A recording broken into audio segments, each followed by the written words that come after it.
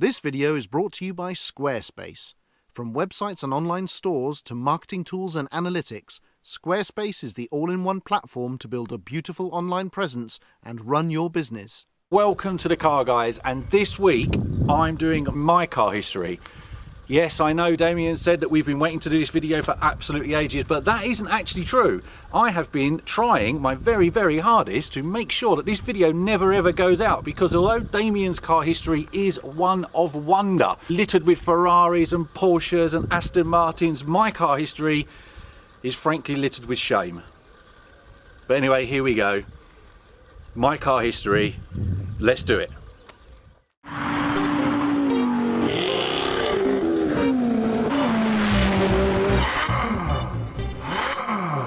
Okay people, let's kick this off with car number one. My very first car. Now this was actually the family car before it was luckily donated. Not so sure. What do you think? Talbot Matra Rancho in a lovely shade of rust brown. That's pretty much as best I can describe it. Now this car was amazing when I was young. The reason for that was not because it was fast, not because it was frugal, not because it handled like on rails, because I could get all of my mates in it. That's right, it was the original 7-seater. We used to go loads of road trips in it. It was absolutely fantastic. Couple of little issues. Number one, you could never really sure if it was in third gear, and it would pop out fairly often. And then because you're young and you're impetuous and you're driving around with all your friends late at night and you see a little humpback bridge in the middle of nowhere and you think, well, you know, I could drive like a rally driver, couldn't I? And you approach that humpback bridge a little bit quicker than you probably should have done, and then suddenly you feel the car go all light with 5 people in it, and then it lands a bit awkwardly and there's a bit of a noise, and then when it goes for its next MOT, the MOT inspector says, did you know that the chassis is bent in this car? And you sheepishly walk away going, I don't know what you're talking about, probably wasn't anything to do with me, I'm sure it couldn't have been me. Right, so the Rancho is up in the great scrapyard in the sky, and now we're looking for another beast to tool around in, because I'm young and I'm hip and I'm cool. Though I was young, but none of the other things. So friend of the family says, don't worry, we've got a perfect car for Jason. You can have our Fiat Strada. A Fiat Strada, I thought, Italian, exotic, amazing. Yeah, not so much. But it was a great little car. Really enjoyed driving it. We had lots and lots of fun in it. I mean, you could literally drive it everywhere your foot planted flat to the floor because it had basically no acceleration. However, it was a good car. That leads me on to car number 3. Car number 3 is another Fiat Strada. That's right, ladies and gentlemen, I love the Fiat Strada so much I decided to go and buy another one. This one though is a Fiat Strada 105 TC. TC stands for twin cam. Proper twin cam engine in it, really pokey, excellent car. Really quick, really brilliant car, handled fantastic. Had a half cage in the back, had some flared wheel arches, which incidentally I later found out as I was cleaning it one day when a big chunk of filler about this sort of size fell out of the rear wheel arches, that most of it was a bit crap. So that ended up going. The bodywork went to the local scrapyard. I took the seats out of it, took all the nice stuff out of it that made it the TC, made it the sporty version, stuck it in the bronze Fiat Strada, which I still had, and flogged that. So that went. So now we're on to car number 4. Car number 4 is a Vauxhall Cavalier. Yeah, I know, but someone had taken a 1.9 Manta engine, shoved that in what is a standard 4-door Cavalier body, chucked a couple of 45 Webers on the side, and hey presto, we had, in essence, a racing car for the road. This thing was amazing. When I got in it and started it up, the car rumbled and it shook, and I thought, this is definitely a bit of me. However, it was a bit of a hodgepodge of things, and it wasn't put together particularly well. Although it ran, it didn't run very often, and when it did, it took a little bit of coaxing to get warm. In fact, because we had no air filters on the 45 Webers, every time you started it in the morning, you would get a sheet of flame spitting out the side of the bonnet, which, although quite fun, not a lot of good when you're trying to go to work at 5 o'clock in the morning. One day I was driving down the road and my lighter, because I smoked at the time, had fallen down into the footwell, and I thought, oh no, I better get that, and I was reaching down in the footwell, and when I looked up, there was a bus. Now, That may not be unusual, but this bus had stopped and I hadn't, and so I went smashing into the back of it, which basically is the end of the Cavalier. Right then, so now the Cavalier is gone, unfortunately, but there's another car on the horizon. That's right, people, I'm really smashing it with my car. Next car on the list, a Mark III Cortina in beige. I know, calm yourselves, calm yourselves. It's a bit much to take in. I'm going to hit you with another fact. I paid a whole 50 quid for that, and it had a full tank of fuel and a full MOT. I know, right? Amazing. Who could have thought I could get such a bargain of such an iconic car? It lasted a year, and then it went for an MOT again, and the MOT inspector said to me, you do realise that the front is coming away from the back, and yet again, for the fourth car running, it ended up in the great scrapyard of the sky. Cars number 6 and cars number 7 were indeed company cars. The first one, car number 6, was a lovely 1.4 Escort Mark IV. I know, another classic. That thing in white, oh, what a dream. To be honest though, one of the best handling small cars I've ever driven. Really quite incredible. Number 7 was a Ford Mondeo estate. I know, getting into the proper Essex boy cars now. I'm literally becoming Mondeo man. Another company car, haven't really got a lot to tell you about it because it was a white Mondeo, but there you go.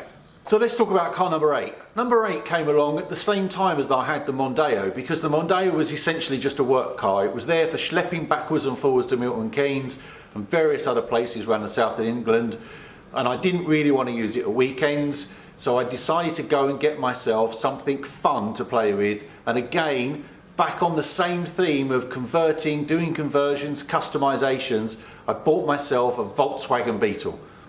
Yes, I know. However, bear with me, this Beetle had already been customized to a certain degree, so most of the work was done.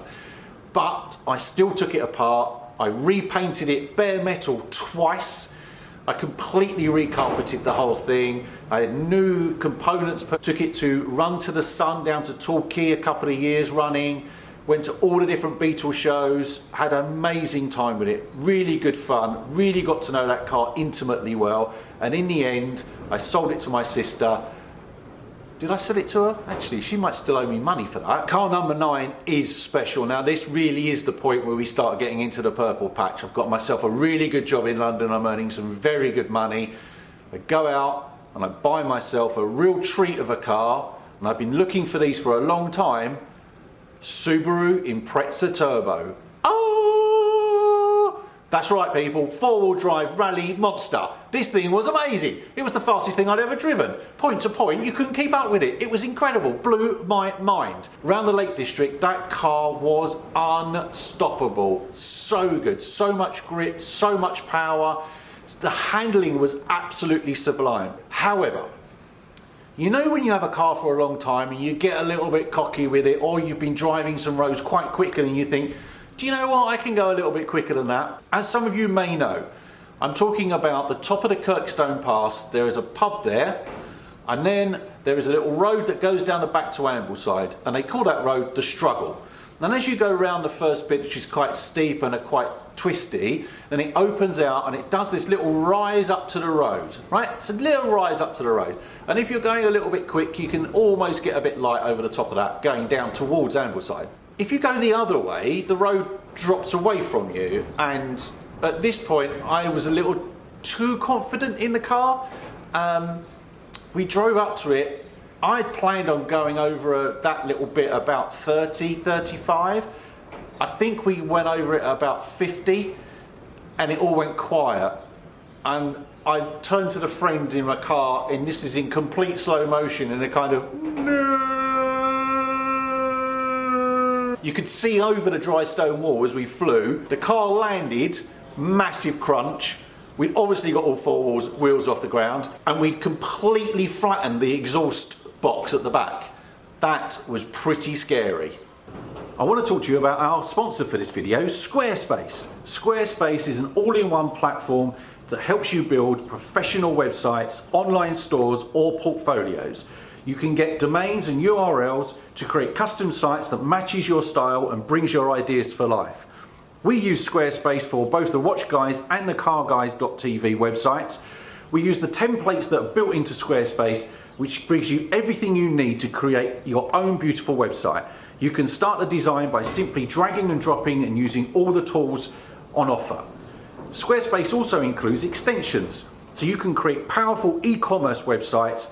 You can link to third-party tools, you can manage inventories, you can manage products, you can streamline your bookkeeping, you can reconcile all of your sales and taxes and shipping items across the board. Head to Squarespace for a free trial. When you're ready to launch, go to squarespace.com/TheCarGuys and save 10% off your first purchase of a website or a domain. So we've had the Subaru now for a couple of years. It's starting to get a little bit tired. I don't really need 4 seats, and as I'm driving past the local BMW dealership, out the corner of my eye I just happened to spot this absolutely gorgeous Dakar yellow M Coupe. That's right, the clown shoe, the bread van, name it what you want. This car was amazing. A private little project created in the shed by a couple of M engineers, shoehorning what at the time was the big straight 6 M engine into a little tiny Z car.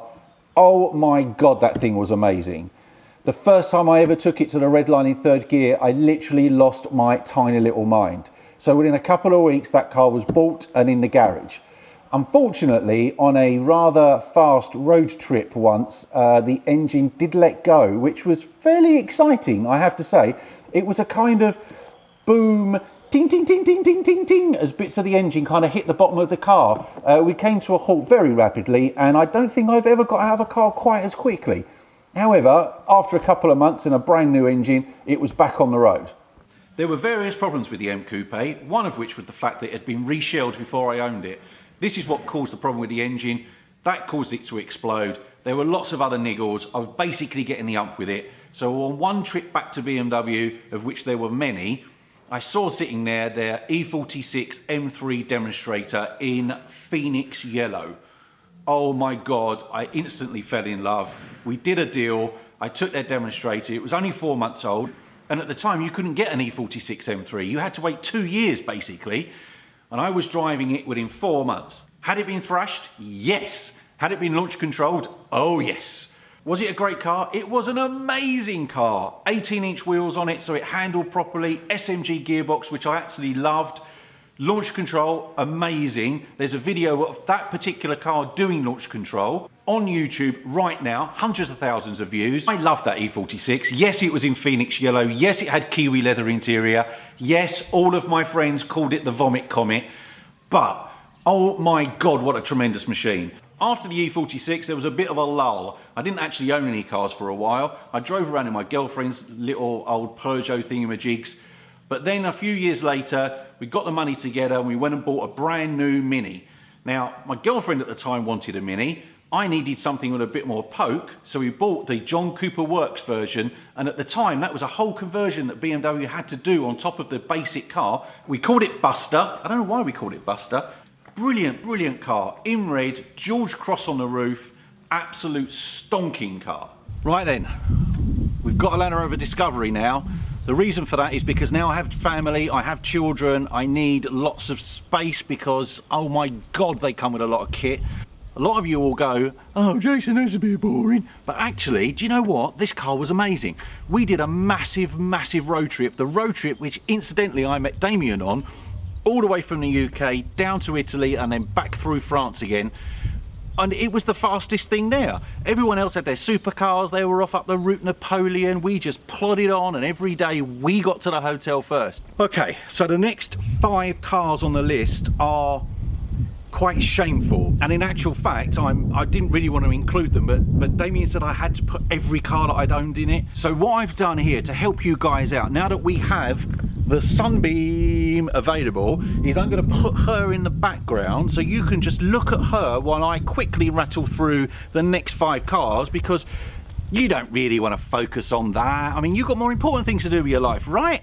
Cool, so let's go. This is a bit of a confession, but I think if I get it out quickly, then it won't be quite so painful. So, okay, my name is Jason, and I bought a PT Cruiser. What's that you say? What's that? Sorry? Yes, a PT Cruiser. I know, I'm still atoning for my sins, but look at the Sunbeam, look at the Sunbeam, yeah, the Sunbeam. There isn't anything to say about it other than I owned a PT Cruiser. So let's move on to the next one.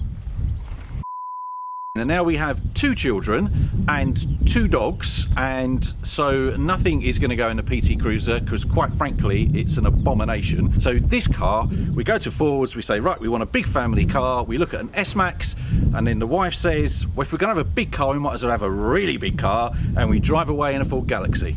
And I know what you're thinking, dull and boring, and yeah, it was very dull and boring, but it did the job, and it was great for camping, and that's all I've got to say on the matter. We've downgraded now, we're on a nice 2012 Ford Fiesta in black, very nice car, very basic, but does the job perfectly. I know we've gone from this enormous truck to a little tiny shoe, but you know, whatever, it's a brilliant little car. Focus.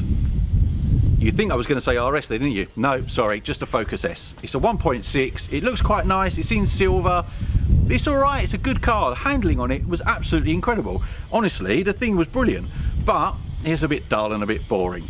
So that was that one. We're going back to my Essex roots. I'm becoming a Mondeo man again, and I buy a lovely blue shiny Mondeo. That's right, I swapped the Focus in, so I've got this gorgeous blue Mondeo estate, which I absolutely adored. Honestly, those Mondeos are a brilliant car. You don't need Mercedes, you don't need BMWs. Go and get yourself a really, really decent Mondeo and you will be shocked at how good it is. It handled really well, the comfort was amazing. Yeah, some of the plastics were a bit dodgy, some of the interior fit wasn't incredible, but this car was brilliant. It really was an amazing car. Partway through my Mondeo ownership, we decided as a group of us, and this includes Damian as well, that we would do an Italian job run to Italy.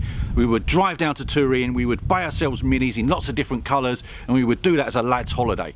So I went out, and with the help of car friend Tom, I bought a lovely Mini Cooper S in blue, 2004 car. It was a bit shoddy, but it was perfect for the job. That was going to get us down there, that was going to have loads of fun in it, it'd be brilliant. Unfortunately, that trip never ever happened, and that Mini Cooper S is still sitting on my driveway. You never knew I had a Mini Cooper S, did you? There you go. But in future, that Mini Cooper S is going to be turned into some rally monster very similar to this beautiful Sunbeam. Now we're coming bang up to date with cars. The next one on the list is a Honda Integra Type R. Yes, you know it as dud, but this car is still in the collection. That car's sitting down at Damian's at the moment. He's just done an amazing video on it. That's still in the collection. That is not going anywhere. That car was brilliant to drive. I fell in love with it when I first turned on the steering wheel. The gear shift is perfect. It sounds and feels like you're on a qualifying lap every time you drive it. I can't wait to get that back up into Essex so I can take it out for a brilliant drive. And now we have the penultimate purchase, which is this magnificent Volvo XC90. It's a 2015 car. I bought the roof box for it. I've got planned loads of trips across the continent with the kids. You can get all the stuff in here you could ever want to get in it. Shh, don't tell anyone, but the materials inside, much better than Range Rover. Awkward. I don't think I'll ever get rid of this. It's a real workhorse. So now let's move on to something a little more exciting. Let's go and look at the last car that we bought, the Talbot Sunbeam Lotus. And that brings us to the end, and now we're bang up to date, and this is the last car that we bought, the latest car, this Talbot Sunbeam Lotus, which is just amazing. Can't wait to get this on the channel. Going to be spending lots more time in this car, but there you have it, bookended. You're thinking to yourself, Jason, you're mental, you're crazy. But yes, we started off with a Talbot Matra Rancho, and we've ended with a Talbot Lotus Sunbeam. How about that for bookending? You like that kind of stuff, don't you? So thanks for watching the video. I really hope you enjoyed the look at my shameful car history. Please subscribe, please leave comments because we read them all. Ding the notification bell for when we have another episode uploaded. Find us on Instagram, find us on the website. Don't forget to buy a t-shirt, and we'll see you on the next episode.